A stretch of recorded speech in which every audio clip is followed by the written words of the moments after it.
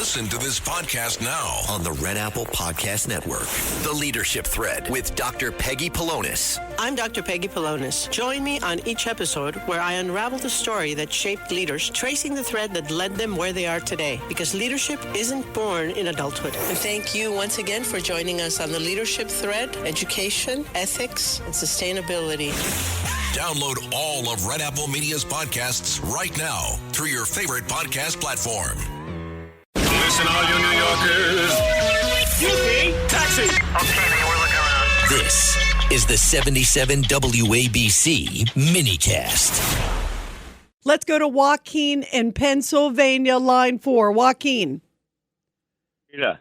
Hello, Rita. I am fuming right now.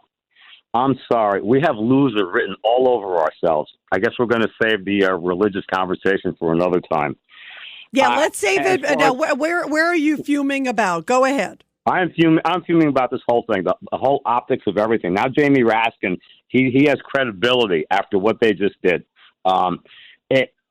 We should have never gone into Minnesota. I call it the Minnesota fiasco. We should have never bothered then. If this is what it was going to come to, that we're going to sit there and basically admit to being wrong, all right? I will say they were domestic terrorists because they were fighting against a lawful operation. They were impeding it. They were blocking it, okay? And I'm sorry, man. This is just total weakness. And Now, by the way, I want to say to you, Joaquin, I hear what you're saying about the weakness, because what I didn't like today when all this news came out about Kristi Noem, and I think that's why I have compassion for her. She's had a hard job because, it's like every single different direction. It sounds like what really broke the camel's back in this case was, according to, John Kennedy and others in these stories, at least the sources out there are saying in reports, that Kennedy and the president were both upset about this big funding for this big advertising campaign that was promoting her on a horse and, hey, if you don't want to be in this country or what, all these things. That's a lot of money for an ad campaign. And President Trump thought it looked terrible, and that she was saying he approved it when he says he absolutely didn't approve it. And in fact, he put out a statement tonight saying, I think he did not approve it. So, that's what the president says. And that, I think, was the final straw. But I agree, because as soon as the word came out, you heard Democrats say, okay, we got one. Now we got to do XXX. It's like now they're emboldened. And I agree with you. I think, look, I think there's ways that things could be handled differently. But I also find it deeply offensive that when I hear like Jacob Fry and Tim Walz talking about defying ICE and how terrible ICE is, they are completely out of line.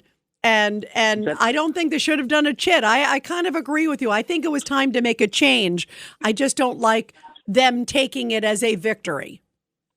Well, that's the whole thing. Again, I'm so sorry. I'm really angry over this as I watch this going on. And I feel bad for Kristi Noem. And I know this thing about the ad campaign or whatever it is. Okay, that's good and fine. You know what?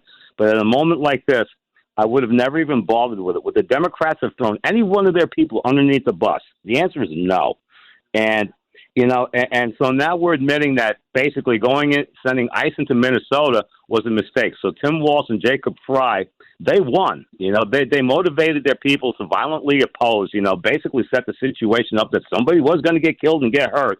And the second that happened, we had to turn tail and we had to run. And now we have to take Kristi Noem, and to satisfy the Democrats, we have to, just like I think it was Eduardo said, put her head on the pike. They wanted blood, they wanted the head, and they got it, And we just, I can't help it. This is just really disturbing. And if there was going to be an issue like that at a time like this, when the optics are so freaking horrible, that we're basically surrendering to them, I would have called Kristi Noem into the office and then maybe done it, and put the offer to her, maybe if you, should consider resigning, and then we, in other words, we'll do this, behind closed doors or something like that. But this is just a domino effect of just one loss after the other. And I said it before and I'll say it again. All the high road does is take you to a higher cliff to drive off of, No, I hear what you're saying. Actually, maybe the same result, but done in a different manner, as opposed to a very public. The impression again, that from different reports or that Trump was so upset that, first of all, the testimony I don't think went well for her in general on a lot of different fronts. But also that he felt like, oh, she was out there saying that I approved it and I never would approve it. And now I'm going to get skewered for approving a $200 million ad campaign at a time where we're trying to watch money and Democrats are fighting over funding. And I never approved that. So this really looks bad. And he felt like maybe she was being disingenuous. That's sort of the implication that some people are saying. But I hear you. Maybe it should have been done privately. I don't know if there's any nice way to do it. But yeah, maybe it should have been like she has decided she wants to spend more time with her family or she wants to do a different role. Right. The problem is the minute they went into Minnesota, how did you feel? When I love Tom Homan, but I also thought the optics did not look good there either when they brought him in to sort of clean up the operation. It needed to be cleaned up, but the optics didn't look good, right? Were you angry then? No, I was already getting angry back then because I said if it was me, I would have had tow trucks and I would have had buses and started arresting people left and right and towing their vehicles for doing things like that, and that might have stopped some of this. But to get Tom Homan in there then, is basically an admission that, we were wrong. We should have never gone in the first place. No, we were doing what we're supposed to be doing, getting rid of illegal, immigrants and whatever else. And the state of Minnesota, Tim Walz and Fry, these people were opposing us. And so now again, they ramped it up. And by ramping it up, they won. And so now the Democrats know that they can keep doing this. And again, this thing with Kristi Noem now, I'm sorry, the timing for this is really bad because now it just makes it look like a total fiasco. It's like Custer's last stand, I'm sorry. No, and they're going to use it for political. They're going to go, look, clearly there are problems. Clearly there are problems with Department of Homeland Security is how Democrats already were saying that and trashing ICE and everything else. And you're right. Now they're going to use this and say, look how bad. They even had to get rid of their Secretary of Homeland Security. They knew how bad she was. I mean, you can already hear that. I guess the decision, though, that President Trump felt like she needed to be moved. He wasn't happy again with some of those statements. And I guess he also felt, Joaquin, he was looking at, obviously, the issue when it comes to ICE is certainly going to be a huge issue in the midterms. And there's a lot at stake there. Well beyond even who's in charge of, Department of Homeland Security. The sake of the House and the Senate and the president's reputation, all of that is on the line. And I think he thought, you know what, I need someone who is a better, more clear messenger. We need a fresh look. We need to figure this out. And maybe he thought it was sort of too far down the path with her to change it.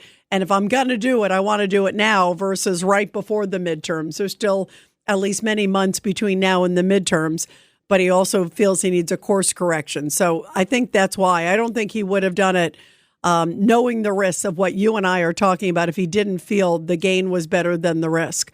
But great points, Joaquin. I can understand your anger and your frustration. I agree. And I don't like the Democrats on this one feeling like they got a chit because I think those people of ICE and everybody in law enforcement, they're trying to do the best they can, and they deserve our support. If you're looking to create, grow, and sustain your wealth, download and subscribe to the Pain Points of Wealth podcast at BeBullish.com with Bob, Ryan, and Chris Payne. It's your podcast for market insights, money tips, and real talk on the economy. Download and subscribe at BeBullish.com.